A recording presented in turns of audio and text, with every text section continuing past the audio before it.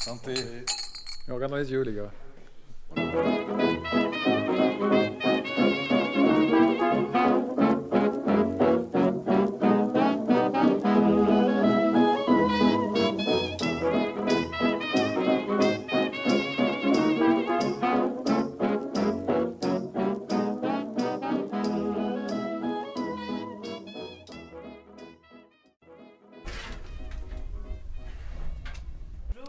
C'est bien à l'inventivité britannique qu'on doit le radar, l'agneau à la menthe et la cuisson à point de Jeanne d'Arc.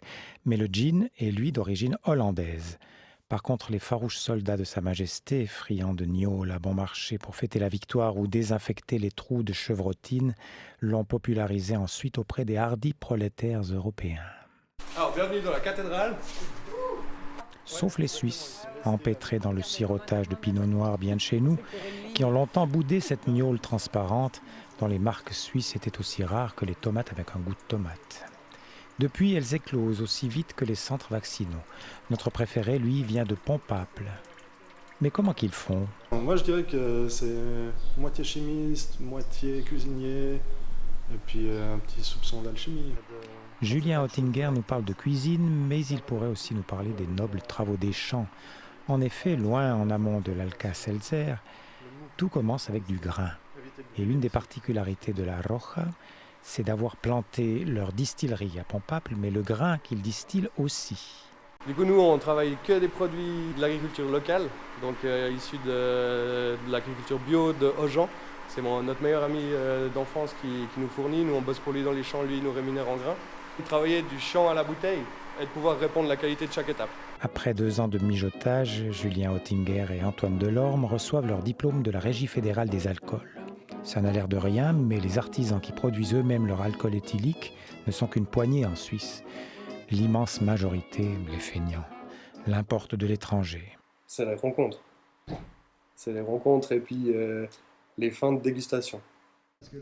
À La Rioja, ils ont appris le métier en commençant par distiller des patates. Mais c'est l'alcool de Genièvre qui a fait d'eux des stars. Leur London Dry Gin est monté 2 fois sur le podium aux conventions internationales de Londres et Hong Kong. Pourquoi est-il si bon, le gin de La Rioja ? Moi, j'aime à dire qu'on récolte ce qu'on sème, et puis du coup, nous, on donne beaucoup de temps et d'amour à ce qu'on fait, puis j'ai l'impression que ça se retrouve au niveau de la rondeur en bouche, et puis de cette sensibilité qui se retrouve dans notre produit, je trouve. Un des best-sellers de La Rioja, c'est le Moonshine, le bourbon blanc resté célèbre pour avoir rendu quelques Américains aveugles pendant la Prohibition. Mais avec quelques fûts de chêne et beaucoup d'amour, le Moonshine peut devenir un whisky aux belles couleurs ambrées et aux arômes boisés. Notre optique, c'est vraiment d'utiliser des matières premières locales et de mettre en avant cet aspect du terroir dans le domaine du whisky comme ça l'est pour le vin. Pas forcément faire ce qu'on a l'habitude de voir, c'est-à-dire on ne cherche pas à faire un whisky écossais, on cherche à faire notre whisky selon notre méthode de production.